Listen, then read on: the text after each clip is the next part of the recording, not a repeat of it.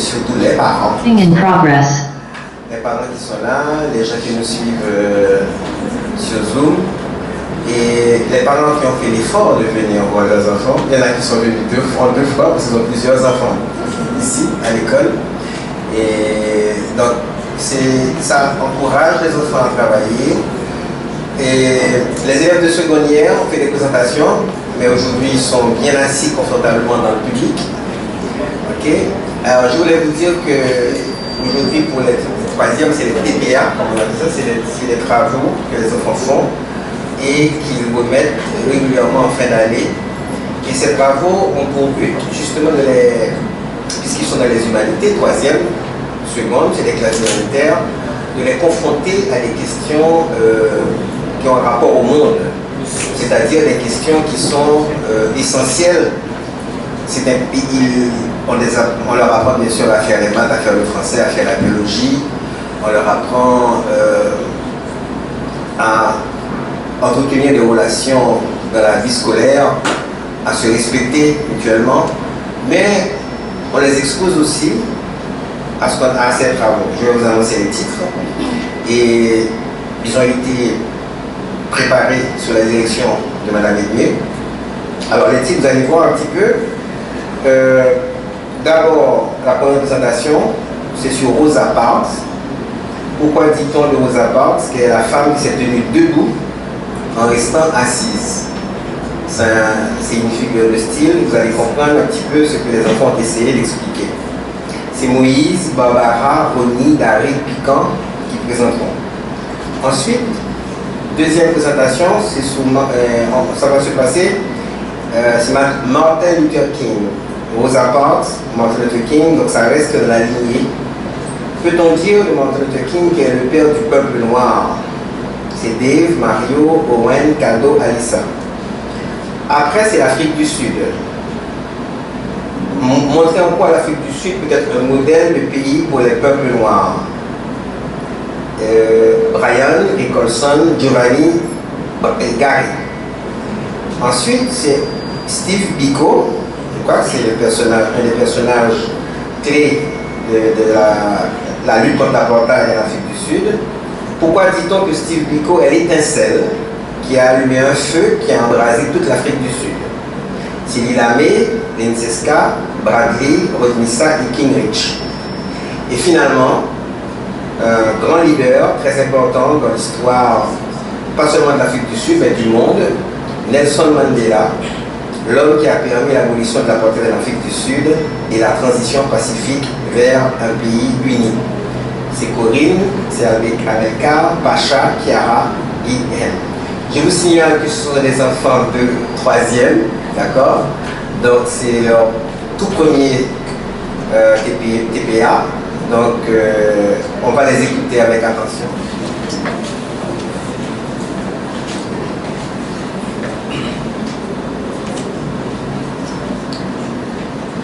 Ok? Bonjour tout le monde. Mon groupe est composé de Dervin Soudé, Winnie Barbara, Winnie Moïse et Daryl Yamontoine. Aujourd'hui, on va vous parler de Rosa Parks, la femme qui s'est mise debout en restant assise. L'histoire des droits civils aux États-Unis est marquée par de nombreux combats pour mettre fin à la ségrégation raciale et garantir l'égalité entre les citoyens, quelle que soit leur couleur de peau. Rosa Parks occupe une place centrale dans ce mouvement. Le 1er décembre 1955, à Montgomery, en Alabama, elle refuse de céder sa place à un passager blanc dans le bus, comme l'exigeaient les lois ségrégationnistes de l'époque. Ce geste simple mais courageux déclenche alors la résistance contre l'injustice raciale. Son arrestation déclenche alors un boycott massif des bus organisé par la communauté noire, dirigé par un jeune pasteur peu connu appelé Martin Luther King Jr. À travers cet exposé, nous allons chercher à mieux comprendre qui était Rosa Parks, de quel but elle a agi et pourquoi dit-on que Rosa Parks est la femme qui s'est mise debout en restant assise. Rosa Parks est née le 4 février 1913 à Tuskegee, en Alabama, dans une famille métissée d'origine africaine. Après le divorce de ses parents, elle grandit à Penlevel chez ses grands-parents avec sa mère et son frère. Sa mère institutrice insiste sur le fait que Rosa Parks doit recevoir une bonne éducation. Alors Rosa Parks fréquente l'école Montgomery Industrial School for Girls, où elle commence ses études secondaires qu'elle doit arrêter pour prendre soin de sa famille malade. Dès son enfance, elle est confrontée au racisme et à la ségrégation. De plus, le Ku Klux Klan menace sa communauté et l'école qu'elle fréquente est incendiée.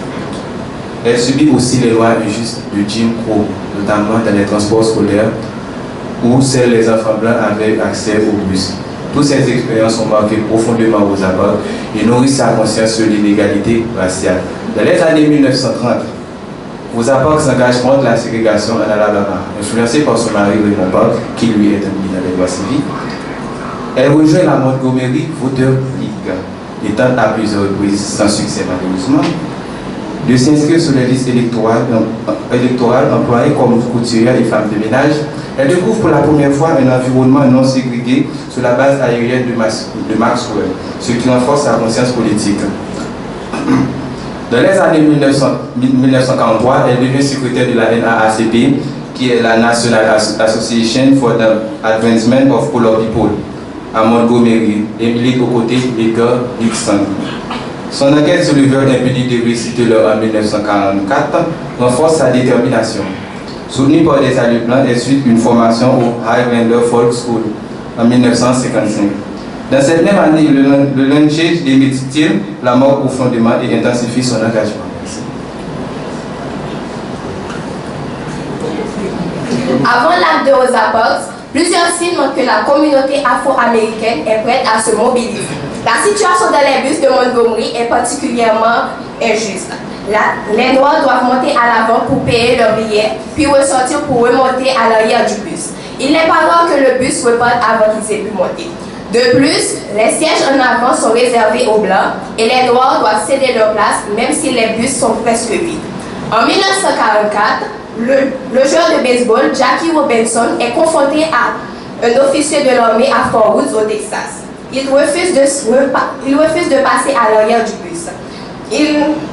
Bien qu'il soit libéré, l'affaire reste peu médiatisée et isolée du mouvement civil en cours. Le 2 mars 1955, Claudette Colvin, une jeune lycéenne de 15 ans, refuse de céder sa place à un passager blanc. Mais malheureusement, elle n'est pas reconnue comme une figure car elle est tombée enceinte trop jeune. Pendant ce temps, des leaders noirs comme Edgar Daniel Nixon, président local de la NAACP, National Association for the Colored People, cherchent le bon moment et la bonne personne pour lancer le mouvement d'envergure. Une personne capable d'influencer avec courage et détermination la lutte contre la ségrégation. Le 1er décembre 1955, Rosa Parks, une couturière de 42 ans, militante respectée et au profil irréprochable, refuse de céder sa place dans un bus à Montgomery. Elle est ensuite arrêtée puis emprisonnée pour 14 jours. Son geste marque un tournant. Son statut moral et son calme en fait une figure idéale pour fédérer la population noire et lancer le célèbre boycott qui durera plus d'un an. De par son profil irréprochable, Rosa Parks incarne la figure idéale pour lutter contre la ségrégation. Le 1er décembre 1955, Rosa Parks est arrêtée à Montgomery pour avoir refusé de céder sa place à un homme blanc.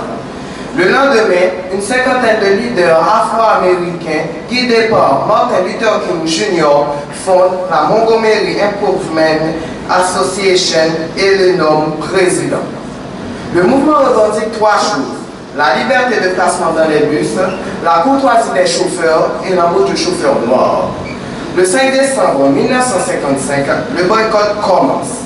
Après la distribution de 35 000 tracts, le boycott dure 381 jours, pendant lesquels les Noirs marchent, partent à vélo ou utilisent des taxis communautaires.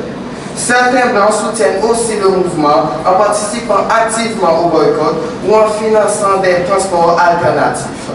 Le boycott provoque des violences. Les maisons de Martin Luther King et de l'avocat Edgar Nixon sont dynamitées et les Noirs sont harcelés.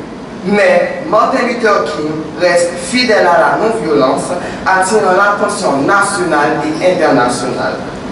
La Cour fédérale, puis la Cour suprême déclarent la ségrégation illégale dans les bus. Le boycott prend fin le 21 novembre 1956.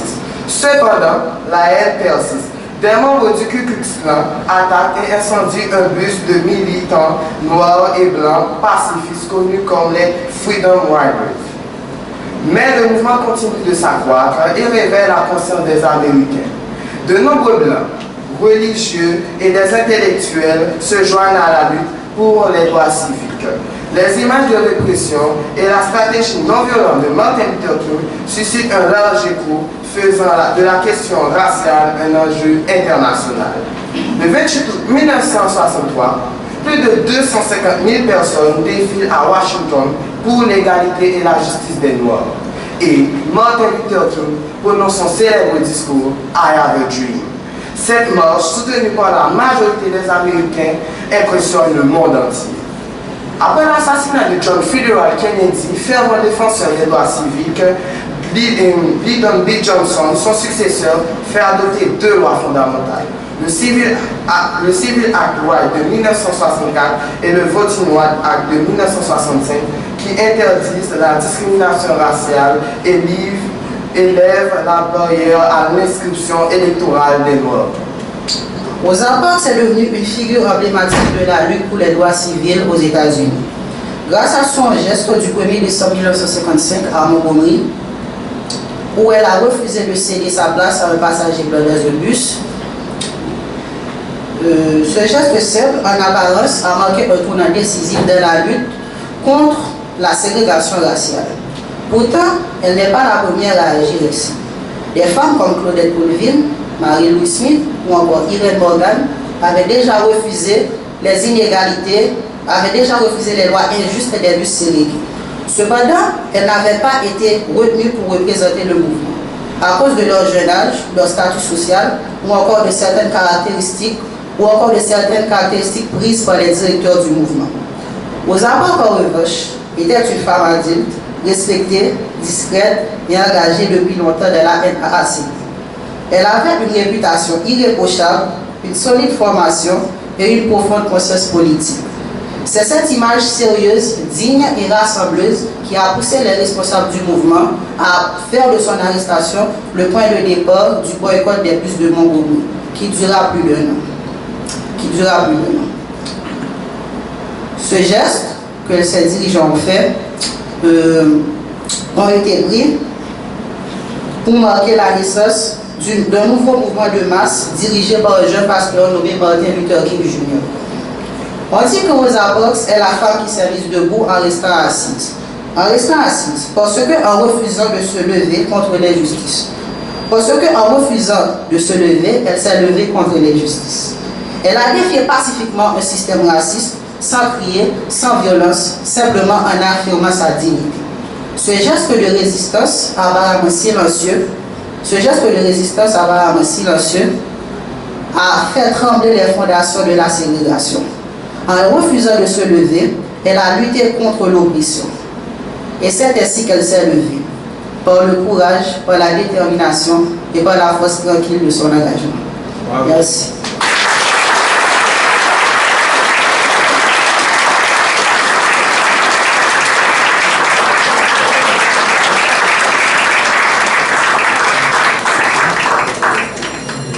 Je pense que vous avez fait preuve aussi de courage, de détermination et de force tranquille. Bravo. Bravo à vous tous. Et est-ce qu'il y a des questions pour eux?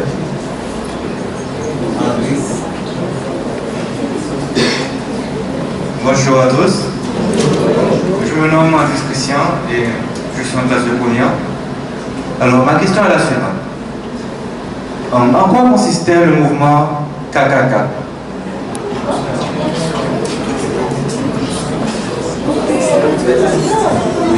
Pour répondre à ta question, le Ku Klux Klan, c'est une société secrète suprémaciste blanche. Aux États-Unis, il a été fondé en 1866. Leur objectif principal, c'était d'exterminer les nègres. Bon, ça c'est une réponse à moi, mais s'il y a quelqu'un d'autre dans la salle,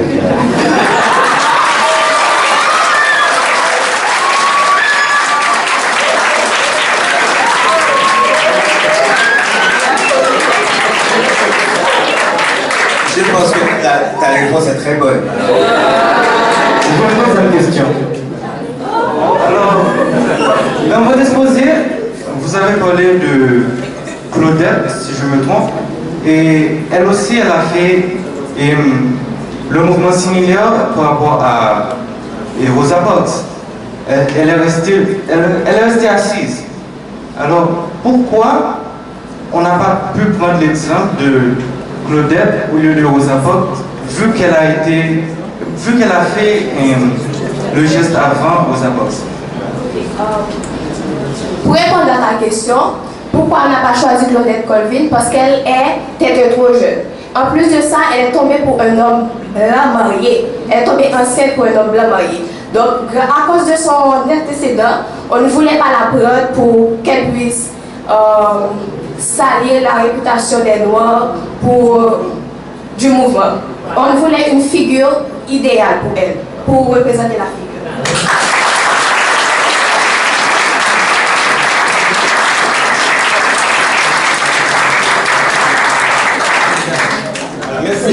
Merci.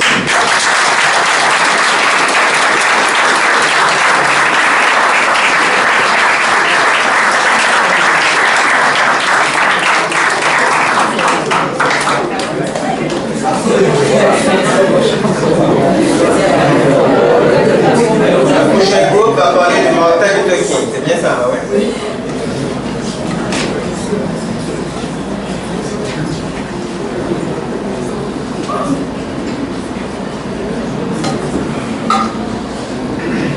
Bonjour. Le groupe composé de Annalisa Paval, Nico Enestramé, Woutse Devraji, Tedjiran Kado et moi-même, Irving Moriojo, allons vous parler de Martin Luther King, le père du peuple noir. Les États-Unis d'Amérique, terre de liberté pour certains, terre d'enfer pour d'autres, ce pays qui, dans sa déclaration d'indépendance, proclamait en 1776 que tous les hommes sont créés égaux, a pourtant pendant des siècles traité des millions d'hommes, de femmes et d'enfants comme du bétail. Ce pays des droits de l'homme fut aussi celui de l'esclavage. Ce pays de la démocratie fut aussi celui de la ségrégation. Au XXe siècle, l'Amérique se veut moderne, puissante, tournée vers l'avenir. Mais, dans le sud profond, les cicatrices du passé ne se sont pas enfermées. Pire, elles saignent encore. La ségrégation n'est pas un passé oublié. Elle est une réalité. Les Noirs sont relégués à des postes subalternes, des écoles inférieures, à des hôpitaux misérables, à des places secondaires, même dans le bus. Et pourtant, de cette Amérique fracturée, une voix s'élève. Calme, grave, puissante. Une voix qui dénonce la haine. Une voix qui appelle à la fraternité tout en dénonçant l'injustice. Cette voix, c'est celle de Martin Luther King Jr. Pasteur baptiste, docteur en théologie et prophète des temps modernes, il ne fut ni roi, ni président, ni général. Et pourtant, il fit trembler les puissants. Il ne leva jamais un seul homme, mais mena l'un des plus grands combats du XXe siècle. Né à Atlanta en 1929, dans une famille de pasteurs militants, il fit de sa foi chrétienne et de sa philosophie non violente de Gandhi les piliers de son engagement. De Montgomery à Washington, de Birmingham à Selma, il marcha, parla, rêva et fit rêver un peuple tout entier. Jusqu'à son assassinat le 4 avril 1968, il demeura fidèle à un seul principe, l'amour du prochain, même quand ce prochain le hait. Mais peut-on pour autant dire que Martin Luther King a été le père du peuple noir? Cette expression lourde de symbole appelle à la réflexion. Car si King incarne une figure emblématique de la lutte pour les droits civiques, il n'est ni le premier ni le seul à avoir porté ce combat. Faut-il voir en lui un guide, un fondateur, un prophète ou alors le père du peuple noir? C'est à cette expression complexe que nous tenterons de répondre en analysant son rôle historique, son influence sur la communauté noire et l'héritage qu'il a légué à l'humanité tout entière. L'affaire officielle de l'esclavage en 1865 n'a pas mis fin à l'oppression des Noirs américains. Bien au contraire, une autre forme de domination a pris place, cette fois codifiée par la loi. Ces lois en vigueur principalement dans les États du Sud, imposait une ségrégation totale dans les écoles, les hôpitaux, les restaurants, les transports, les cimetières, jusqu'aux fontaines d'eau potable. Les Noirs n'avaient pas le droit de voter. Ils ne pouvaient pas exercer certains métiers ni vivre dans certains quartiers. Ils étaient même privés du droit à la justice puisque les jurys étaient simplement composés de blancs. La violence physique est omniprésente et le lynchage un phénomène courant. Bien avant Martin Luther King, des figures puissantes ont préparé le terrain de la révolte. Frederick Douglass, ancien esclave devenu orateur et conseiller de Lincoln, a porté haut la dignité noire. Harriet Tubman, Sojourner Truth, Ida B. Wells ont mené un combat acharné contre l'esclavage, le sexisme et la violence. William Edward Burger Dubois, fondateur du NAACP, National Association for the Advancement of Colored People, exigeait une égalité totale. Asa Philippe Randolph, syndicaliste noir, a posé les bases de la marche sur Washington. Le 1er décembre 1955, Rosa Parks refuse de céder sa place à un passager blanc dans un bus. Arrêtée, elle devient le symbole d'une oppression quotidienne. Martin Luther King est choisi pour diriger le boycott des bus de Montgomery. Pendant plus d'1 an, la population noire de la ville refuse des bus publics. Ce fut un succès total. La Cour suprême déclare la ségrégation illégale des bus. Martin Luther King devient un leader national. Martin Luther King fonde la Southern Christian Leadership Conference et organise des grandes campagnes en Alabama, à Birmingham, à Selma. Chaque fois, les manifestants sont souvent confrontés à des répressions violentes. Mais les images choquent l'opinion publique. En 1963, la marche de Washington a réuni plus de 250 000 personnes. Martin Luther King prononça son discours célèbre qui fera le tour du monde, I Have a Dream. Grâce à la mobilisation menée par Martin Luther King Jr., les États-Unis adoptent 2 lois majeures. Le Civil Rights Act 1964 mit fin à la ségrégation dans les lieux publics.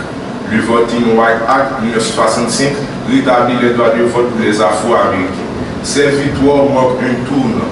Ils dénoncent la pauvreté, l'inégalité économique et la guerre du Vietnam avec sa propre pour camper, soulignant que la pauvreté touchait au-delà des couleurs de peau. Le 4 avril 1968, Martin Luther King Jr. est assassiné à Memphis. Il soutient une grève des beurs noirs. Sa mort bouleverse l'Amérique. Des foules pleurent, mais son assassinat transforme le militant en martyr, en légende. Il devient un symbole de résistance, de justice et de fraternité.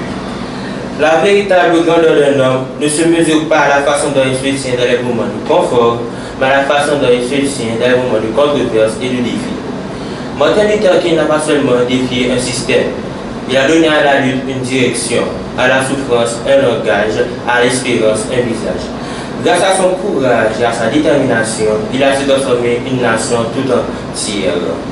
Oui, on peut le considérer comme le père du peuple noir. Mais le dire ainsi, ce serait réduire sa grandeur en un seul peuple. Car Martin Luther King n'a pas seulement parlé au nom des Noirs d'Amérique, il a parlé au nom des peuples humiliés, au nom de ceux qu'on force à marcher la tête basse. Il a élevé sa voix contre la haine. Il a transformé la douleur en espérance. Grâce à la force de ses mots, il ouvrit une brèche dans le mur de la ségrégation. Il fut le cœur battant d'une génération blessée, le guide pacifique d'un peuple pour longtemps enchaîné, le rêveur incandescent qui put envers contre tous à la puissance de l'amour envers la violence. Certes, d'autres figures ont préparé le terrain. Douglass, Tubman, Dubois et Rosa Parks. Mais Martin Luther King, lui, a rassemblé, éclairé, incarné. Il a pris le flambeau et l'a porté jusqu'au sommet. Et s'il est tombé assassiné à 29 ans, son rêve, lui, n'a jamais cessé de marcher. Aujourd'hui encore, il vit. Il vit dans les cris de ceux qui réclament la justice.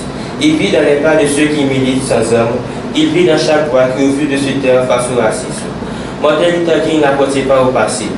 Il a une conscience vivante, une lumière dans l'obscurité, un souffle qui traverse les siècles. Tant qu'il y aura de l'injustice, ça va s'élever encore et toujours. Mais l'autre King, celui qui parlait de renverser l'ordre établi, celui qui dénonçait l'hypocrisie du pouvoir blanc, celui-là, on l'a glissé sous le tapis de l'histoire.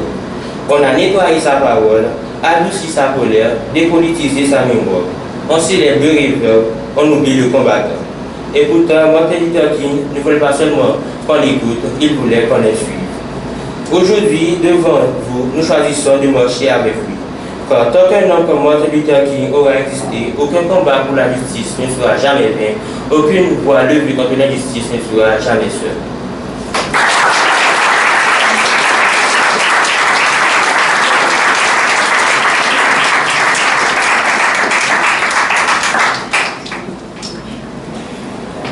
Vous avez dit une chose importante, j'aurais aimé avoir un petit commentaire là-dessus. Vous avez dit qu'on a récupéré Martin Luther King, c'est-à-dire on parle de lui chaque année, pas vrai, il y a des célébrations, mais quelque part on a enlevé le combattant. Il faut expliquer ça. Martin Luther King ne menait pas seulement un combat pour les morts, il menait aussi un combat pour les pauvres. Ce genre de combat dérangeait les blancs et aussi les Iroquois qui ne voulaient pas une égalité sociale, car ça ne fonctionnerait pas pour leurs affaires, surtout au niveau économique. Donc, ce qui est important de la souligner, c'est que le combat de Dr. King n'était pas uniquement un combat racial, c'était un combat pour l'humanité. D'ailleurs, dans son I Have a Dream, il y avait aussi ce rêve de voir les blancs et les noirs ensemble. Bravo. Est-ce qu'il y a d'autres questions? Allez. Dans votre conclusion, vous avez parlé d'un mouvement pacifique pour Martin Luther King. Alors, est-ce que son mouvement aurait pu avoir plus d'écho s'il a été un mouvement hostile? Qui veut dire non pacifique? Oui et non. Non, parce que de manière, s'il avait fait mener ce combat de manière non pacifique, l'État, la ségrégation aurait pu le considérer comme un ennemi public national numéro 1. Comme on avait vu avec Ousmane Ben Laden, lui aussi il voulait l'Israël libre. Mais quand il a tombé sur ce combat de manière extrêmement violente, ça donnait aux États-Unis une raison pour l'attaquer. Mais ça aura fait plus d'écho au niveau mondial, mais pour un point de vue social, ce n'est pas de un héros, mais plutôt un tyran.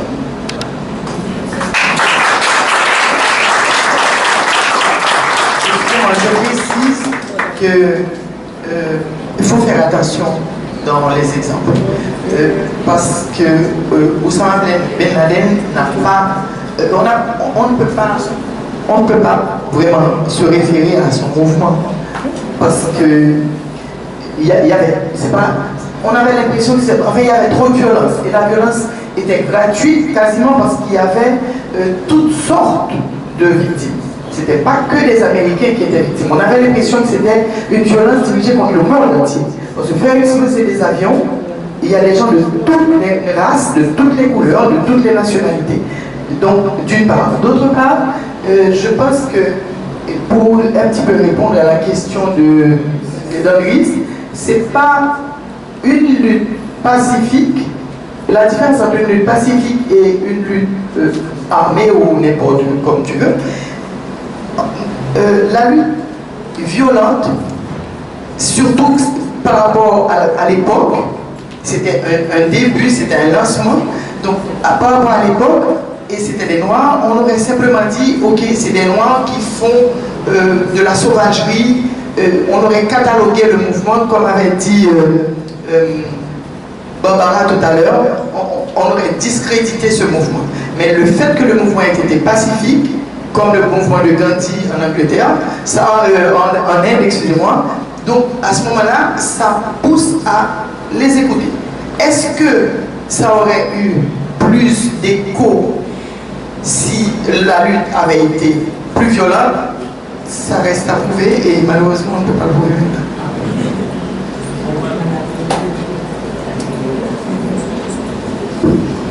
Oui, Madame Edme a bien précisé et qu'il y a effectivement une différence entre une lutte pacifique et une lutte armée. Mais on sait aussi qu'il y a des gens qui ont préféré, comment il s'appelle encore l'autre leader noir, Malcolm X, d'accord, Malcolm X. Donc ça dépend. Mais il a bien répondu, à part l'exemple de Ben Laden, il y a une petite confusion par rapport à Israël. Au contraire, Ben Laden était contre Israël parce que justement, Ben Laden, son combat, c'était contre les Américains qui avaient osé poser les pieds sur la terre sainte de l'Arabie à l'époque de la guerre du Golfe. D'accord? Donc c'est exactement ça. Mais en tout cas, moi je félicite l'équipe. Je pense qu'ils ont bien travaillé. On les applaudit.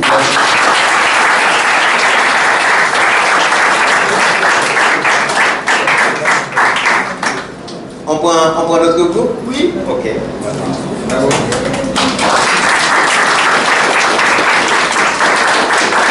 Alors l'autre groupe qui arrive, c'est sur l'Afrique du Sud.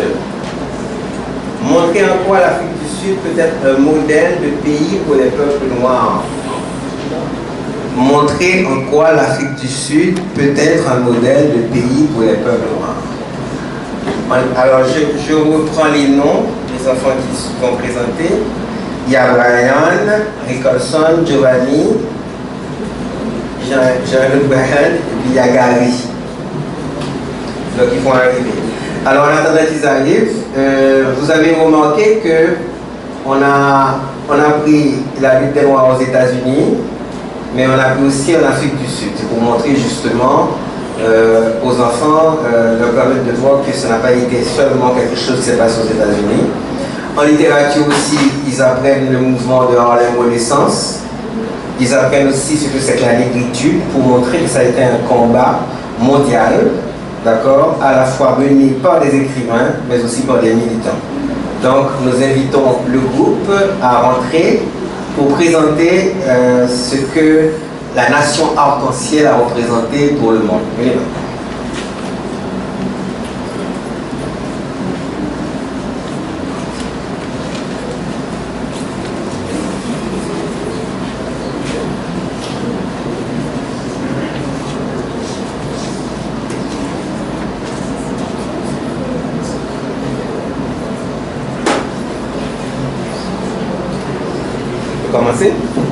Bonjour.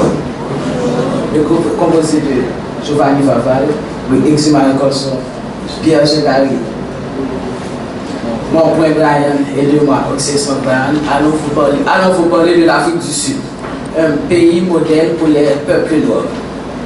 L'Afrique du Sud se situe à l'extrémité méridionale du continent africain.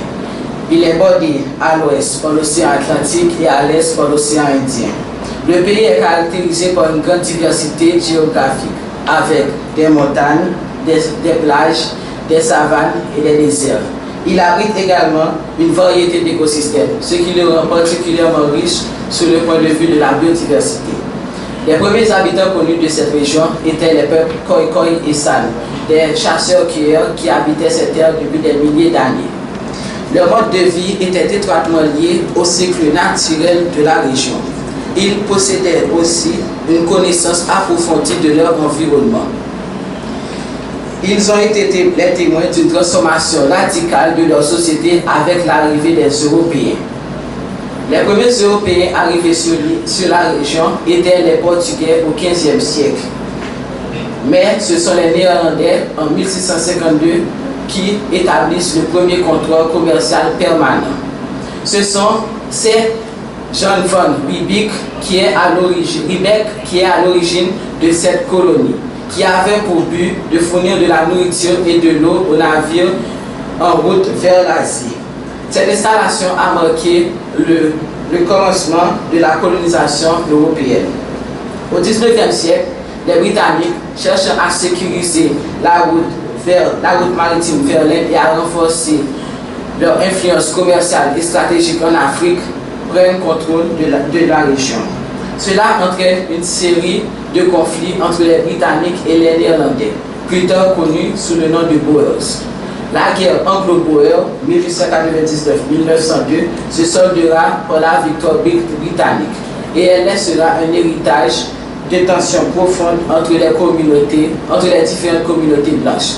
Cependant, lorsqu'ils se sont mis ensemble pour créer une nation, ils ont créé la nation sud-africaine avec l'apartheid,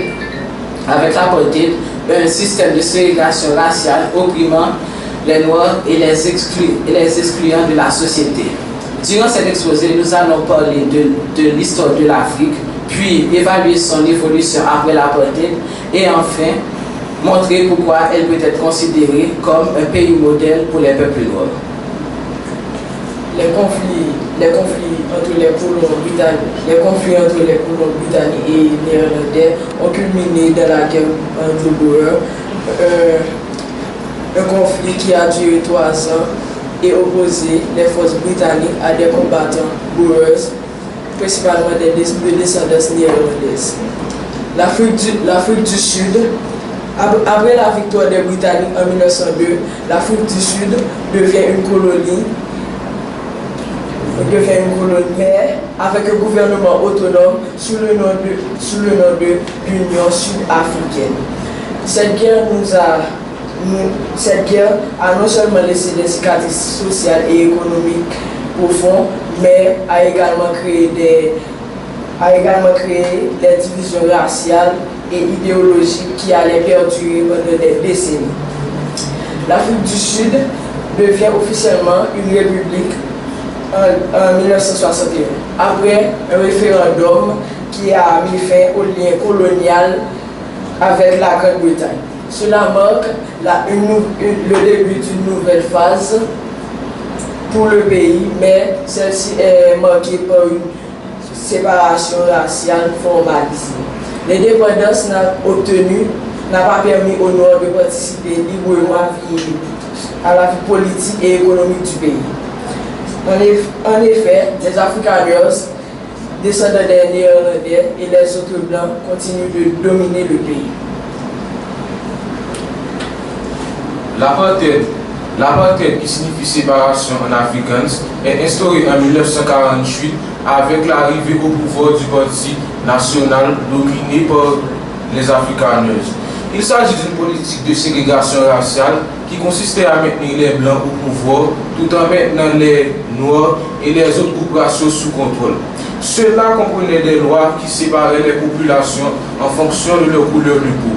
Les Noirs étaient privés de droits politiques, les mariages mixtes étaient interdits et des zones résidentielles distinctes étaient créées pour chaque groupe racial.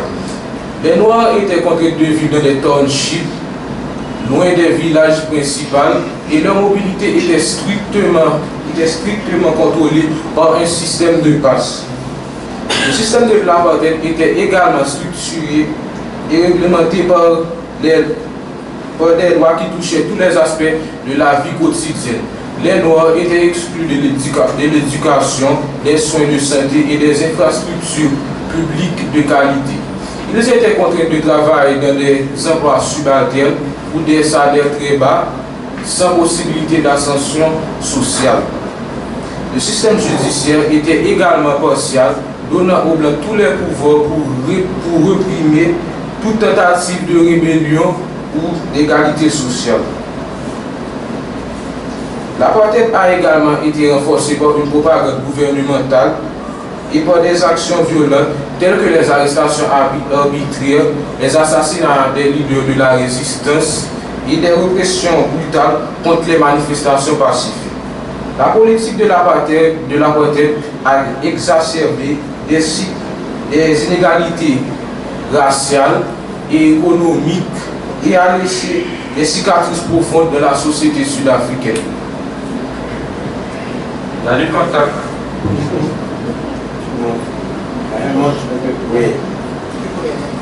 l'apartheid dans l'Afrique du Sud représente l'un des combats les plus marquants du XXe siècle contre l'injustice raciale. Imposé officiellement et en 1948, ce système politique de ségrégation privait la majorité noire de leurs droits fondamentaux. Face à cela, l'ANC, le Congrès national africain, instauré en 1912, devient le principal acteur de la lutte contre la bordure. L'ANC prônait l'égalité raciale et les droits politiques pour les Noirs. Mais ces actions étaient réprimées par le gouvernement.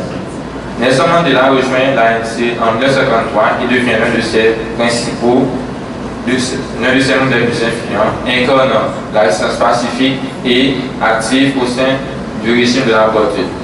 Nelson Mandela est emprisonné en 1962 et condamné à la prison à vie en 1964. Mais malgré cela, il devint un symbole mondial de la lutte contre la résistance. De la lutte contre l'apartheid, désolé. Sa libération en 1990 marqua un tournant vers la fin du régime. Steve Biko, un autre leader important de la lutte contre l'apartheid, a fondé le mouvement de la conscience noire en 1964. Ce mouvement prônait un retour à l'identité et à la fierté des Noirs, leur demandant de se libérer des chaînes mentales imposées par le colonialisme et l'apartheid. Contrairement à l'ANC, le mouvement de Biko était plus radical et reposait sur une forme de résistance intérieure et spirituelle. Si Biko est arrêté en 1977 et meurt sur la torture en prison. Sa mort a profondément choqué le monde et a galvanisé les efforts de la résistance en Afrique du Sud. Le mouvement de la conscience noire a joué un rôle crucial dans la mobilisation des jeunes noirs contre l'apartheid.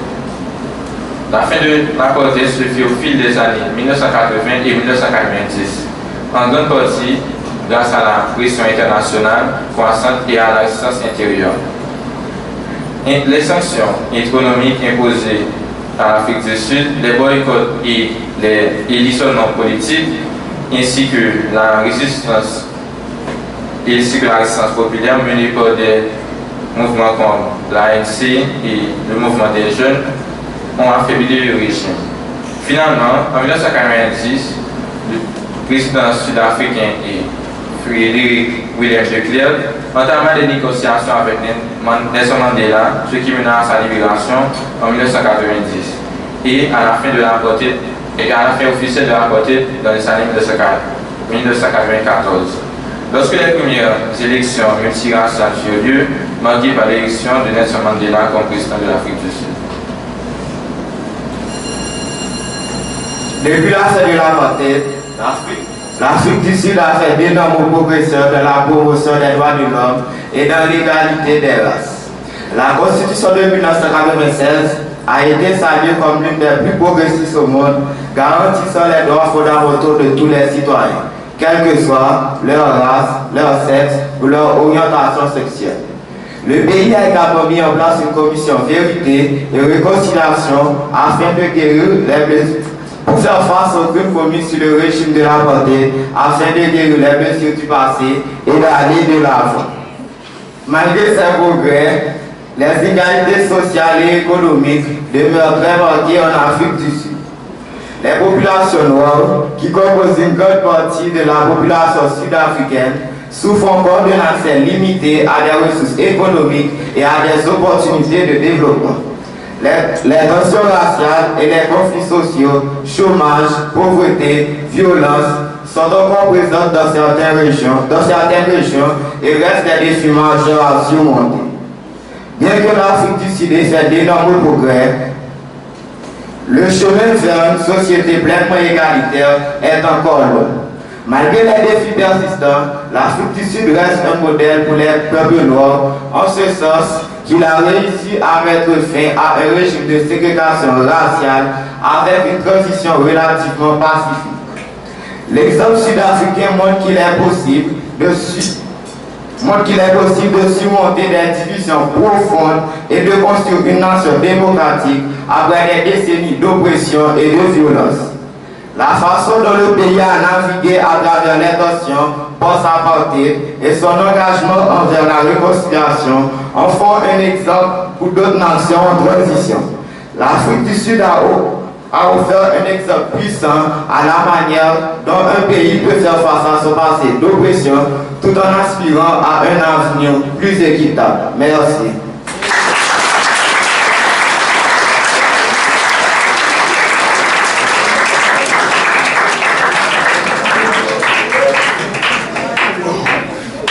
Merci. Pour ça nous dit la société sud-africaine, son modèle.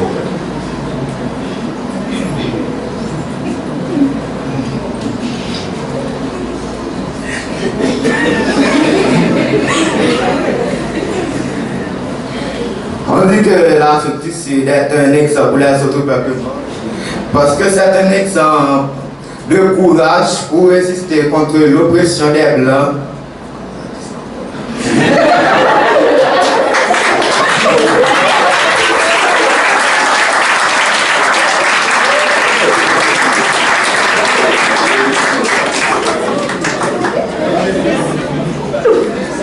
Pour résister justement, et en même temps, le fait aussi qu'il y a eu une transition plus ou moins pacifique et que quand Mandela est sorti de prison, il n'a pas encouragé, il n'a pas voulu se venger, il n'a pas encouragé la violence, il a préféré.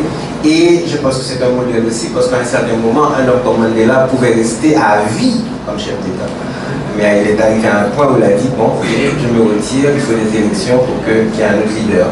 Je pense qu'il y a un chef d'État américain qui a déclaré que s'il y a quelqu'un à qui il aurait aimé ressembler, c'est Nelson Mandela.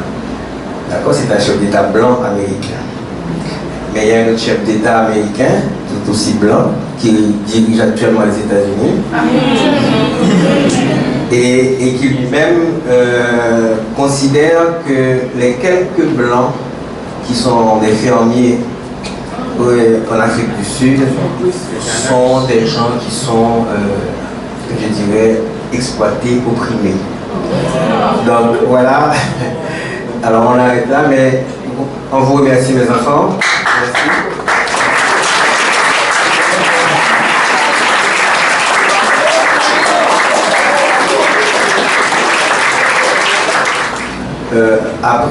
Pendant les élections du président Rival, il y avait une manifestation monstre de gens qui réclamaient justement que le président Rival passe parce qu'il n'y avait pas besoin d'un deuxième tour, on avait tellement voté pour le président, etc.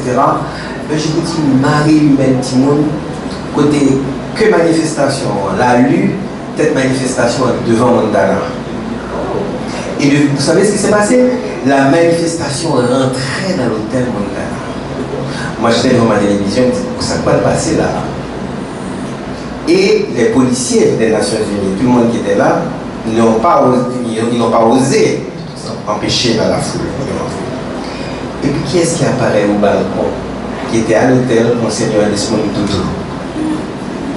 Et mes enfants, comme dans un truc quasiment spirituel, cet évêque qui ne parle pas créole s'adresse à la foule en anglais. Et la foule se calme. La foule se calme. Les gens rentrent dans l'hôtel. Pas qu'on fait craser.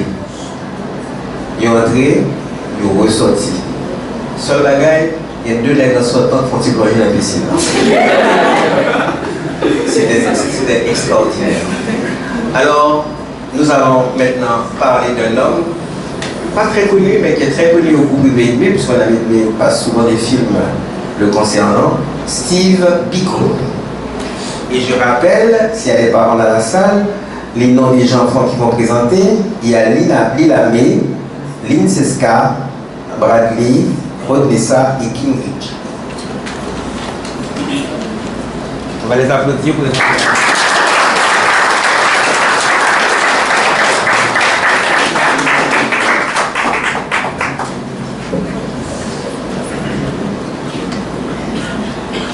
Ok, commencez. Bonjour. Le groupe composé de Destiné Rodnessa, Paulas Bradley, Jean-Baptiste Kinrich, Fizé Meneteska et moi encore Yolande Lamé, nous allons vous parler d'un homme qui était l'étincelle qui a allumé un feu qui a embrasé toute l'Afrique du Sud, Steve Biko. Né en 1946, il est un leader sud-africain emblématique du mouvement de la conscience noire, ainsi qu'un acteur majeur dans la lutte contre l'apartheid. Il fit ses études secondaires à Lotte High School, mais fut expulsé pour des raisons politiques. En 1966, il intègre l'université natale de Durban pour y étudier la médecine. C'est là qu'il s'implique activement dans la politique étudiante et commence à remettre en question la soumission des Noirs dans la structure multiraciale dominée par les Blancs. Steve Biko rejoint la National Union of South African Studies, mais ce a la qu'il perçoit comme une domination blanche même dans les cercles antiracistes. Il va alors fonder le South African Studies Organization, un mouvement exclusivement noir qui marque la naissance du Black Consciousness Movement, BCM, ou encore le mouvement de la conscience noire. Steve Biko devient une voix puissante pour la résistance intellectuelle et psychologique. Il insiste sur le fait que les Noirs doivent se libérer eux-mêmes du sentiment d'infériorité inculpé par le régime d'apartheid. De ce fait, nous allons voir au cours de cet exposé comment il a procédé pour être considéré comme l'étincelle qui a allumé un feu qui a embrasé toute l'Afrique du Sud.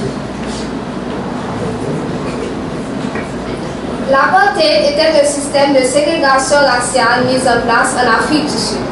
Ce système séparait les Blancs et les Noirs dans tous les aspects de la vie, comme à l'école, au travail, dans les transports et même dans les quartiers où ils vivaient.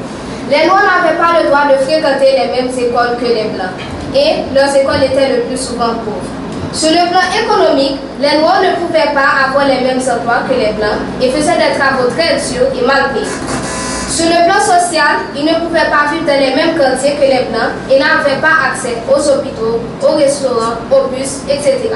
Tout était séparé et les services pour les Noirs étaient souvent en mauvais état. Sur le plan éducatif, leurs écoles étaient très pauvres. Ils n'avaient pas de bons professeurs et de matériel scolaire. Ils recevaient une éducation de mauvaise qualité car le gouvernement ne voulait pas qu'ils deviennent trop formés. Et enfin, sur le plan politique, les Noirs n'avaient aucun pouvoir. Ils n'avaient pas le droit de ni voter, ni d'être élus. Face à cette injustice, Steve Biko, un jeune leader noir, a décidé d'agir. Il pensait que pour changer les choses, les Noirs devaient d'abord avoir confiance en eux. Donc c'est pour cela qu'il a créé un mouvement appelé la conscience noire. Ce mouvement encourageait les Noirs à être fiers de leur peau, de leur culture et de leur histoire. Pour lui, c'était important que les Noirs mènent eux-mêmes cette lutte, car sont eux-mêmes comprenaient ce qu'ils vivaient tous les jours. Steve Biko voulait non seulement que les choses changent dans la loi, mais aussi dans leur mentalité. En d'autres mots, il voulait que les Noirs arrêtent de se sentir inférieurs aux Blancs et qu'ils soient fiers de ce qu'ils sont. Steve Biko a été l'un des penseurs et militants les plus marquants de la lutte contre l'apartheid en Afrique du Sud. Il a compris très tôt que ce système raciste n'opprimiait pas seulement les Noirs par des lois injustes et une ségrégation brutale, mais qu'il détruisait aussi leur esprit, leur confiance en eux et leur dignité. Les Noirs, exposés à une image dégradée d'eux-mêmes, finissaient par croire qu'ils étaient inférieurs. Pour répondre à cette réalité, Steve Biko a fondé le mouvement de la conscience noire, un courant qui visait à réveiller la fierté et la dignité des Noirs. À travers ce mouvement, il encourageait ses frères et sœurs à rejeter l'idée qu'ils étaient inférieurs et à se voir comme des êtres humains à part entière, intelligents, beaux, capables. Il insistait sur le fait que la véritable libération devait d'abord être mentale. Pour lui, il fallait se sentir libre intérieurement avant de pouvoir affronter le système oppressif. Sa parole était simple mais puissante. Soyez fiers de ce que vous êtes. En 1973, les autorités ont décidé de neutraliser Steve Biko en le plaçant en résidence surveillée. Il ne pouvait plus quitter sa ville natale, ne pouvait s'adresser qu'à une personne à la fois. Il n'avait plus le droit de s'exprimer publiquement ni d'écrire dans les médias. En essayant de le faire taire, le régime a en réalité renforcé sa portée. Steve Biko est devenu un symbole vivant de la résistance intellectuelle et morale. Son combat pour redonner au Noirs la fierté d'eux-mêmes a marqué des générations entières. Il a sacrifié sa liberté et sa vie pour que son peuple retrouve sa dignité. Steve Biko a été arrêté en 1977 par la police. En prison, il a été battu violemment par les policiers. Ils l'ont frappé à la tête et ne lui ont pas donné de suite. Même quand son état était grave, ils l'ont laissé souffrir sans aide. Quelques temps après, Steve Biko est mort en détention à cause de ces violences. Le gouvernement a essayé de cacher la vérité en disant qu'il était mort naturellement. Mais plus tard, tout le monde a su qu'il a été torturé. Après sa mort, beaucoup de gens d'Afrique du Sud ont été très choqués et en colère. Sa mort a montré à quel point le régime de l'apartheid était violent et injuste. Mais au lieu de faire peur aux gens, cela a donné du courage à beaucoup de Noirs, surtout aux jeunes. Les élèves et les étudiants ont commencé à se révolter. Ils ont refusé la mauvaise éducation que le gouvernement blanc leur imposait, une éducation qui ne leur apprenait presque rien et les empêchait d'avoir un bon avenir. Ils ont organisé des manifestations, des grèves scolaires et des marches pacifiques. Ces actions ont parfois été réprimées avec violence, mais les jeunes ne se sont pas arrêtés. Ce mouvement de la jeunesse né après la mort de Steve Biko a renforcé la lutte contre l'apartheid. Il a montré que même les plus jeunes étaient prêts à se battre pour la liberté et l'égalité des jeunes. Steve Biko fut bien plus qu'un simple militant. Il fut l'étincelle qui a rêvé un peuple. Dans sa vision, il a redonné aux Noirs sud-africains la force, la fierté et la volonté de résister à l'apartheid. Grâce à sa philosophie de la conscience noire, il a appelé les Noirs à se libérer d'abord mentalement de l'oppression, à croire leur dignité et refuser l'infériorité imposée par ce système raciste. Il a dénoncé l'apartheid sous toutes ses formes, encouragé la jeunesse noire à s'éduquer et à s'organiser. Son influence s'est particulièrement fait ressentir lors du soulèvement de Soweto, parce qu'il refuse d'apprendre l'africain, considéré comme la langue de l'oppression. Son influence a dépassé les frontières raciales. Certains blancs sensibles à l'injustice, comme le journaliste Donald Woods, qui après avoir connu Steve Biko, est devenu un allié important de la lutte anti-apartheid. Son emprisonnement suivi de sa mort brutale en détention a suscité une vive réaction en Afrique du Sud et à l'échelle internationale. Malgré la brutalité de sa mort, Steve Biko a laissé un héritage puissant. Ce combat a contribué à éveiller la population et à préparer la voie vers la fin de l'apartheid, à ouvrir la voie à la libération de Mandela et plus tard celle de tout un pays. Aujourd'hui encore, il reste un symbole de courage, de fierté noire et de résistance. Merci.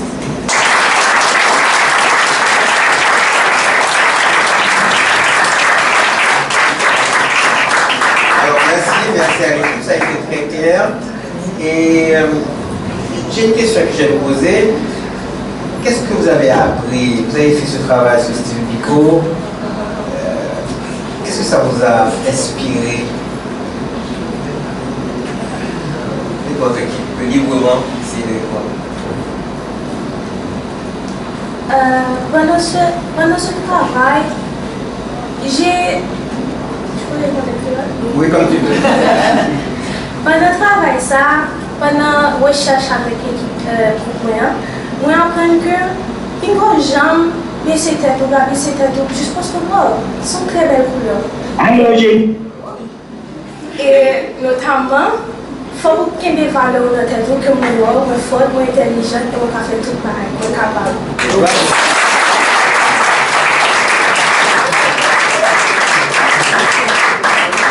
Vous avez compris le clin d'œil à Yes We Can. Okay.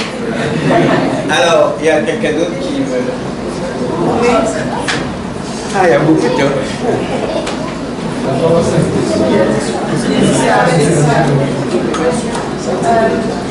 Bonjour, je suis Hélène Tourmia.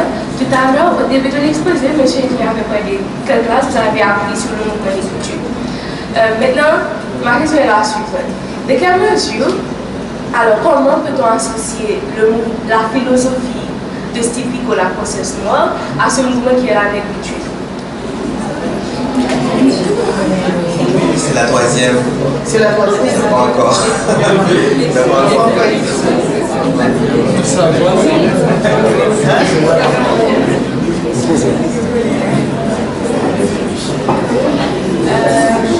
Bonjour tout le monde, je m'appelle Bertrand Naïra et je suis en seconde. Alors, je félicite déjà le groupe parce que vous avez fait une belle présentation. Et ma question est la suivante. N'importe qui peut répondre, ok? Quelles étaient les conséquences selon vous du mouvement de Steve Biko sur la société sud-africaine à l'époque? Steve Biko, malgré toutes les souffrances du régime de l'apartheid et les conséquences, il a arrivé à changer toutes les jeunes, surtout l'Afrique du Sud. Et il a encadré tous les jeunes. Tous les jeunes, désolé. Oui, mais tu peux encore parler. Tu as des choses à dire. Il a changé la mentalité et je crois que même tu as dit, je ne sais pas si c'est toi ou quelqu'un d'autre, il a ouvert la voie à quoi? À la liberté et même la libération de Nelson Mandela. C'est très important que vous étudiez ce leader-là parce qu'on n'en parle pas beaucoup, mais on a voulu justement que vous sachiez qu'il y a eu d'autres personnalités de ce genre, de sa trempe, d'accord, qui ont fait le sacrifice ultime pour leur peuple. D'accord? Merci. Question pour lui là, mais...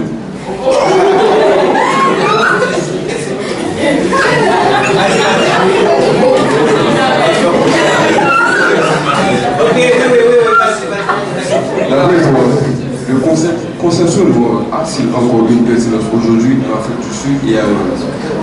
Est-ce que le mouvement Conscience Noire a un impact en Afrique du Sud et ailleurs aujourd'hui? Je pense que oui. Le mouvement de la conscience noire a un impact sur tout le monde, sur tous les Noirs, notamment aujourd'hui, en ce moment même, pendant ce siècle. Les Noirs ont plus confiance en eux. Ils s'affirment littéralement. Merci. Alors, ma question est la suite. Pourquoi Steve Biko est-il perçu comme le déclencheur plutôt que cet acteur dormitant?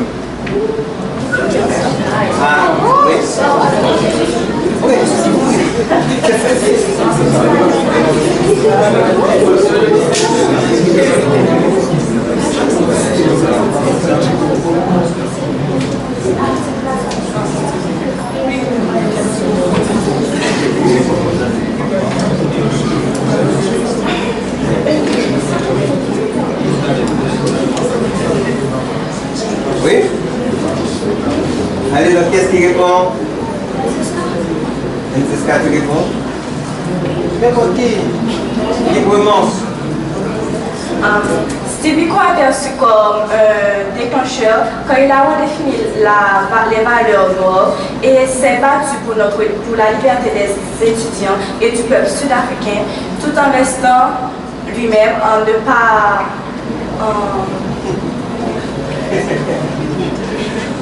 Oui, mais si l'autre il a lui-même, c'est bon.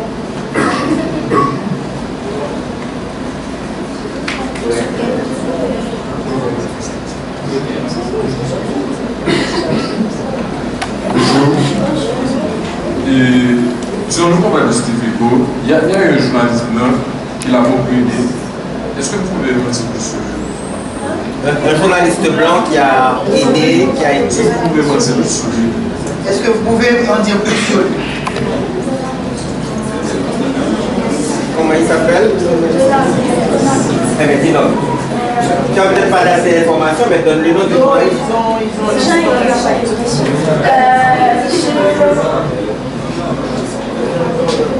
Ce journaliste était Donald Woods et avant il ne participait pas dans la lutte contre l'apartheid.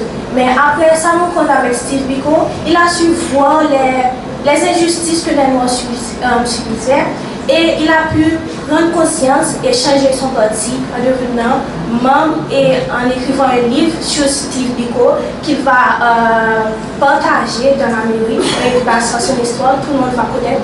Presque tout le monde va connaître qui était Steve Biko. C'est grâce à Donald Woods qu'on va connaître qui est Steve Biko grâce à son livre. D'accord, merci.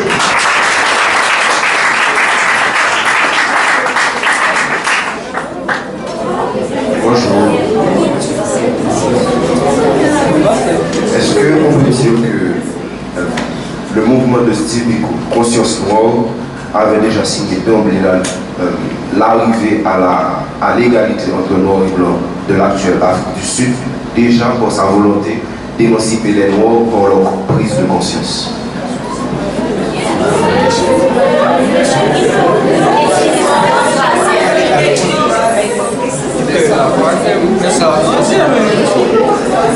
Oui, il te dit que, est-ce que d'après toi, le mouvement, la conscience noire avait déjà implémenté l'idée de libération des Noirs depuis l'époque.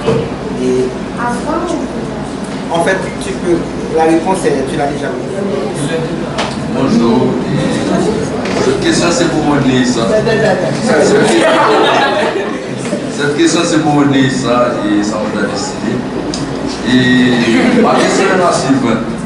Selon ce qu'on voit en Haïti et dans notre environnement, est-ce que vous pensez qu'on a besoin d'un Steve Biko pour venir nous sauver?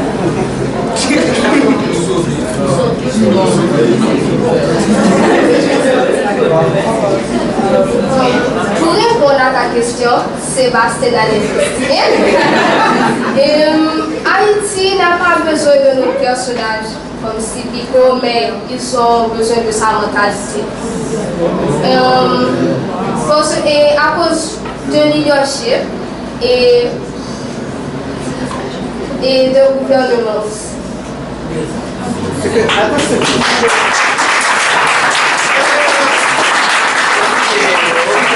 Sur ça, parce que le travail qui est profond, actuellement, il y a des difficultés pour l'exprimer, c'est le leadership que nous avons besoin. Et modèle là nous avons besoin pour qu'il y ait plus de monde comme ça, pas un sauveur, mais le leadership. C'est-à-dire, en d'autres termes, des offres politiques modernes et la conscience collective. Merci.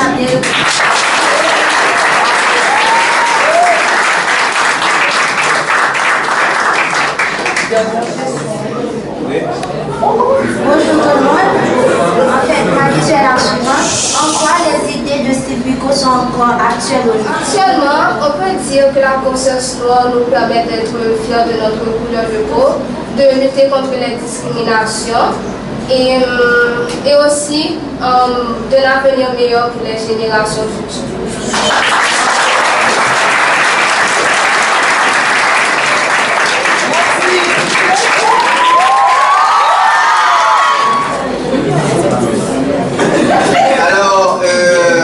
On a mis un dernier de ce grand homme qui s'appelle Nelson Mandela. Et la problématique, c'est l'homme qui a permis, est-ce que c'est l'homme qui a permis l'abolition de la frontière d'Afrique du Sud? Et c'est lui aussi qui a permis la transition pacifique. Il y a des enfants qui l'ont évoqué déjà, mais ce groupe qui va présenter se propose de le faire de manière plus documentée. Alors, il y a Corinne qui va venir, il y a Adelka, Pacha, Chiara et puis Guy R.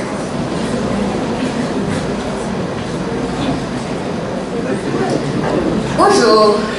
Aujourd'hui, notre groupe, composé de Saint-Ville Abelka, Guillaume Altidor, Jean-Charles Chiara, Rob Pacha et de moi, allons vous présenter un personnage et un permis l'unification par le pacifisme de l'Afrique du Sud. Nelson Mandela, né le 18 juillet 1918 dans le village de Gwezo en Afrique du Sud, de son vrai prénom Rolilala qui signifie fauteur de troubles en Xhosa, une langue bantou, l'une des 11 langues officielles de l'Afrique du Sud. Nelson Mandela était un Xhosa d'une famille royale du clan Madiba, ce qui explique pourquoi on l'appelait affectueusement Madiba. Il commence l'école dans son village. C'est là que le professeur anglais lui donne le nom Nelson, car les colons donnaient souvent des noms anglais aux enfants noirs. Il poursuit ses études secondaires à Helltown, une école méthodiste réservée aux jeunes noirs. Il entre à l'université de Fort Hare, l'une des rares universités pour noirs à l'époque. Il y suit un cursus général et en arts libéraux et commence à s'intéresser à la politique. En 1940, il rejoint une grève étudiante organisée contre l'administration de l'université. Elle avait un but clair, obtenir plus de droits pour les étudiants noirs et refuser un système imposé sans discussion. Mandela prit part de la grève, ce qui entraîna son expulsion de Fort Hare. Suite à son envoi, il entra chez lui où il découvrit que le régent voulait lui imposer un mariage arrangé. Il s'enfuit à Johannesburg. Arrivé sans argent ni diplôme, il travailla comme vigile dans une mine. C'est là qu'il fit la rencontre de Walter Sisulu, un militant politique influent qui crut en lui et le présenta à Lazar Sidelski, un avocat blanc engagé contre les injustices subies par les Noirs. Sidelski engagea Mandela comme employé de bureau. Cela lui donne envie d'étudier le droit à distance à l'Université de l'Afrique du Sud, l'UNISA. Il obtient sa licence et s'inscrit à l'Université de Witwatersrand pour devenir avocat. Là-bas, il est le seul étudiant noir de sa classe. Il subit le racisme, il rencontre aussi des gens avec qui il discute sur la justice. Il comprend que la lutte ne se fera pas qu'avec des livres, mais aussi dans les rues avec le peuple. Donc, ensemble, nous allons voir pourquoi il est considéré en tant que l'homme qui a permis l'abolition de l'apartheid, un système de ségrégation, et la transition pacifique vers un pays uni. L'apartheid, mot africain signifiant séparation, est instauré en 1948 par le Parti national sud-africain. Ce régime institutionnaliste, la ségrégation raciale à tous les niveaux de la société. La population sud-africaine est divisée en 4 groupes: blancs, noirs, métis et indiens. Les noirs, qui représentent la majorité, sont considérés comme inférieurs et privés de droits fondamentaux.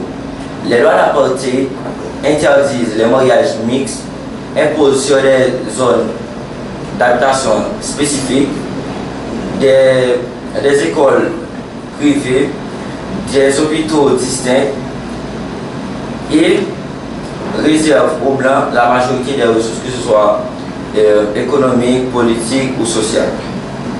Les Noirs sont déplacés de force vers les Bantoustans, des régions sous-développées où règne la pauvreté. Le système repose sur la violence, la répression et la propagande. Dès les années 1940, des mouvements de résistance s'organisent. Le plus important est le Congrès national africain, ANC, fondé en 1912 mais radicalisé à partir de 1944 avec la création de la Ligue des jeunes de l'ANC, dont Mandela est l'un des membres fondateurs.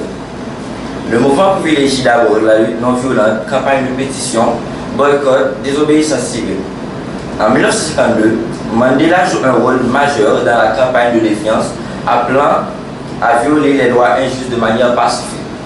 Il devient une figure montante de l'opposition. En 1955, il participe à la rédaction de la Charte de liberté, qui devient le socle idéologique de l'ANC, proclamant l'égalité de tous les Sud-Africains, quelle que soit leur race.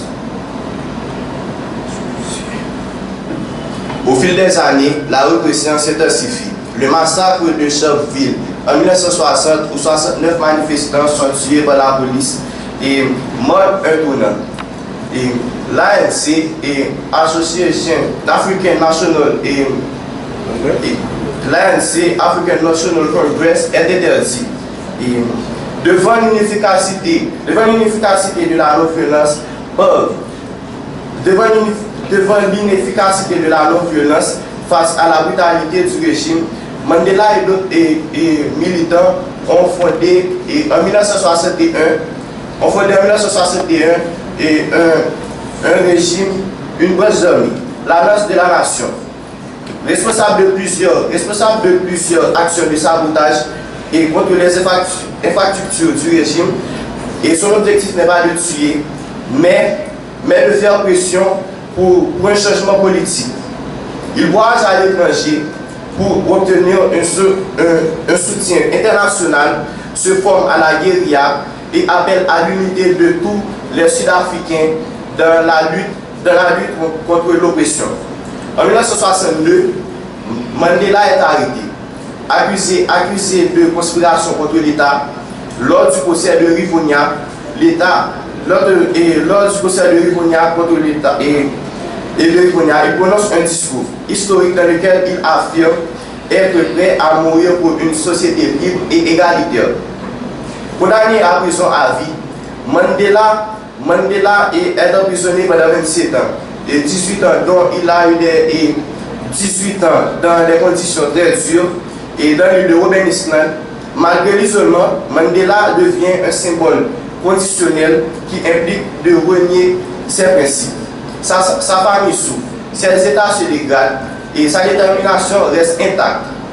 Pendant ce temps, la pression internationale s'accroît. Sanctions économiques, boycott culturel et soutien croissant à l'ANC. Le 11 février 1990, Mandela est libéré. Sa sortie est saluée dans le monde entier. Au lieu de chercher la vengeance, il prône la paix et le dialogue. Il entame des négociations avec le président Frédéric de Klerk pour mettre fin pacifiquement à l'apartheid, excitant une guerre civile redoutée. La fin de l'apartheid en Afrique du Sud marque un tournant historique majeur illustré par l'attribution du prix Nobel de la paix en 1993 à Nelson Mandela et Frédéric de Klerk. Cette récompense souligne nos efforts conjoints pour mettre un terme pacifique à ce régime et jeter les fondations d'une démocratie multiraciale. Frédéric Poulain de Klerk était le dernier président blanc de l'Afrique du Sud. Issu du Parti national, il surprit le monde en initiant à partir de 1990 une série de réformes profondes, telles que la libération de Nelson Mandela après 27 ans de prison, la légalisation de l'ANC qui veut dire African National Congress et d'autres mouvements interdits, l'abolition progressive des lois racistes de l'apartheid, l'organisation des premières élections libres multiraciales en 1994. Si beaucoup ont salué le prix partagé, certains ont critiqué l'attribution conjointe à un homme qui avait longuement servi le système d'oppression. Néanmoins, l'histoire retient que, sans le dialogue entre Nelson Mandela et Frédéric de Klerk, la transition aurait pu être violente. Les premières élections multiraciales en Afrique du Sud ont eu lieu le 26 au 29 avril 1994 et elles ont marqué un tournant historique pour le pays. Pour la première fois, tous les citoyens, quelle que soit leur couleur de peau, ont pu voter librement et démocratiquement. C'était la fin officielle de l'apartheid. Ce système raciste qui avait privé la majorité noire de ses droits pendant des décennies. L'ANC, le parti de Nelson Mandela, remporte les élections avec une large majorité. Ce triomphe populaire a apporté Mandela au pouvoir le 10 mai 1994. Il devient le premier président noir de l'Afrique du Sud.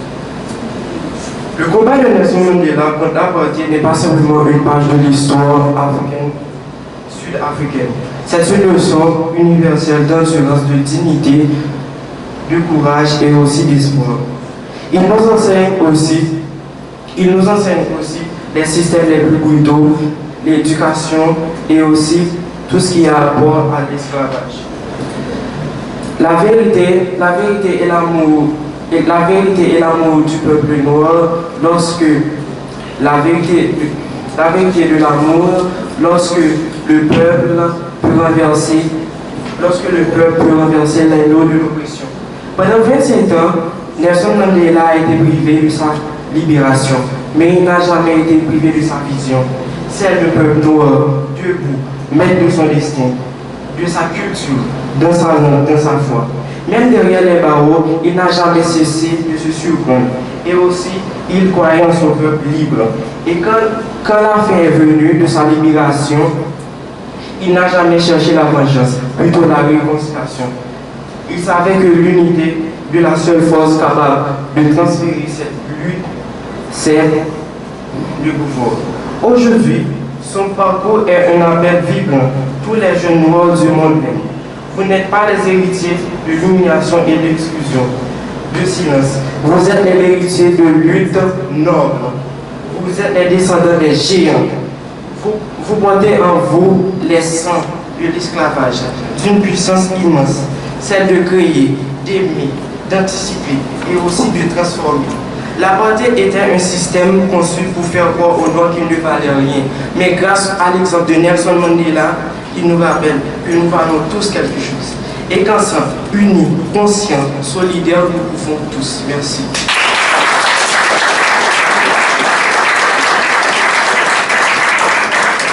Je voudrais attirer votre attention sur ce groupe, particulièrement parce que attendre dans une salle, passer en dernier, c'est pas évident. Ça veut dire que le stress a été encore plus intense sur eux que sur les autres.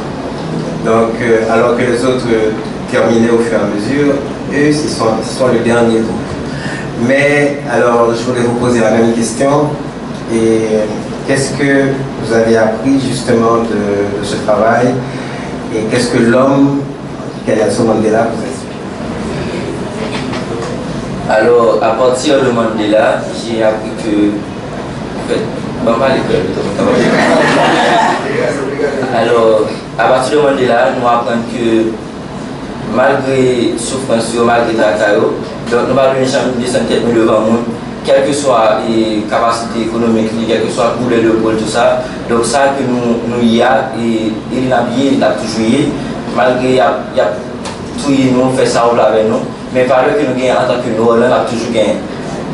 Et puis, malgré que nous, comme c'est carré de côté, que nous, côté, en fait, nous avons humilié nous tout ça, donc c'est comme si, pas comme si lâcher prise, dites-nous pour ça que nous fiers de nous, nous devons confesser nous que nous sommes peuple noir et que nous, ça nous voit et ça on pense de nous, c'est pas vrai, parce que nous-mêmes nous sommes un peuple noir qui comme si fier de tête.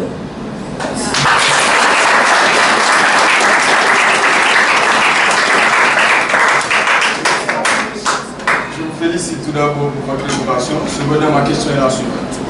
Nelson Mandela a-t-il vraiment permis à l'abolition de l'apartheid ou a-t-il incarné uniquement un mouvement collectif? Oui, il a permis l'abolition et je pense qu'il voulait montrer au Nord qu'il pouvait faire ce qu'il voulait par le pacifisme.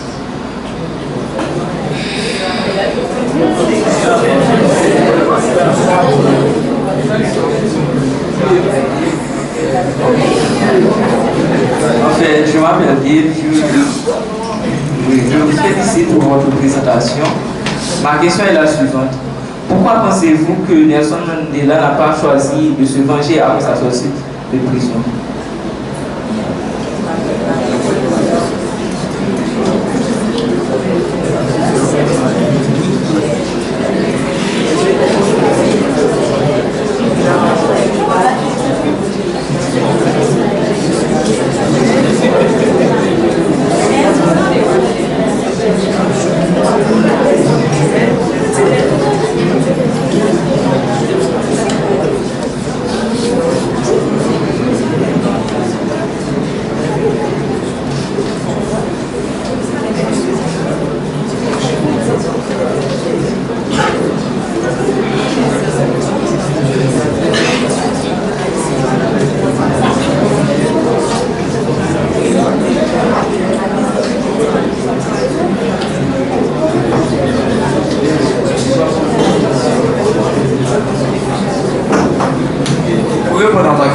Nelson Mandela n'a pas choisi la vengeance, mais la réconciliation, car il savait que l'unité de la force capable de guérir une nation brisée.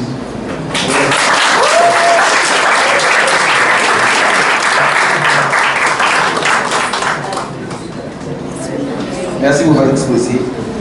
Mais ma question est la suivante. Dans l'introduction, vous avez mentionné le clan Madiba. Mais ma question est, quelle est l'importance du clan Madiba de la vie de Mandela? L'importance du clan Madiba de la vie de Mandela.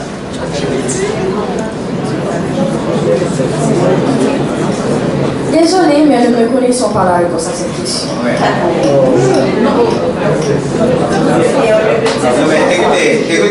Écoutez.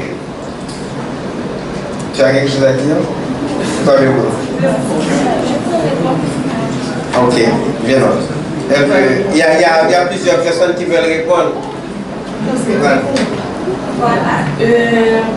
Pour moi, selon moi, l'importance du clan Madiba dans la vie de Nelson Mandela, même s'il a quitté, même s'il s'est enfui, parce qu'on voulait bien lui faire l'arranger un mariage forcé avec une autre femme, ça lui a permis de savoir d'où il venait, qui il était, et le fait qu'il s'est enfui lui a aussi permis de diriger sa personnalité.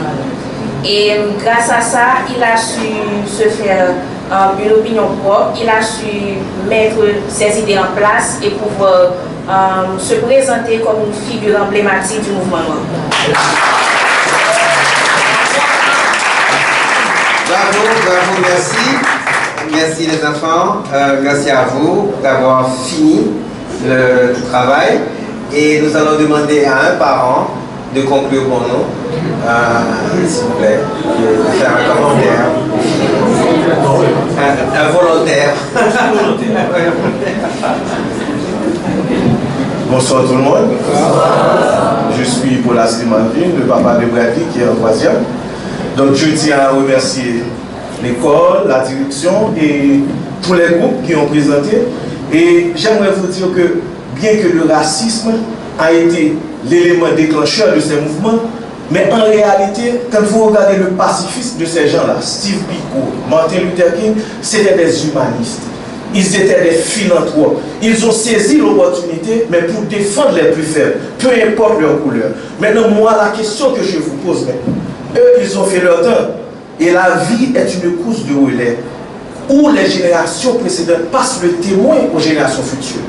Vous qui êtes là aujourd'hui, qui êtes cette génération future, avec l'arrivée de toute cette technologie, vous allez faire quoi? Parce que le racisme est encore d'actualité. On a du chemin à parcourir. Maintenant, vous allez faire quoi? Comme disait Steve Biko, la conscience noire. La conscience noire, il faut être conscient. Donc je vous invite tous à réfléchir là-dessus, à prendre conscience et dire comment moi je vais apporter ma pierre dans cette construction. Merci.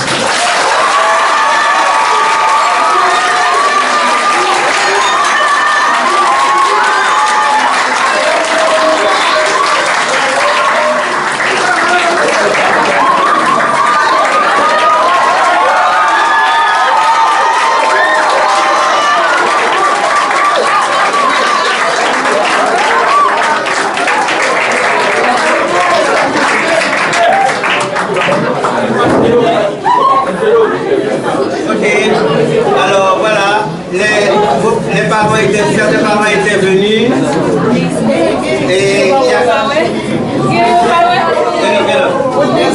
parents sont là, d'autres sont en ligne et donc il y a beaucoup d'anciens élèves qui suivent de Paris, de la Suisse, des États-Unis. Un jour ça arrivera aussi que vous-même vous serez là-bas et peut-être vous serez avec nous. Je vous demande donc de rester avec cette idée de la conclusion qui vient de se faire. Moi, comment je peux apporter ma pierre à mon pays et à l'humanité. Merci tout le monde.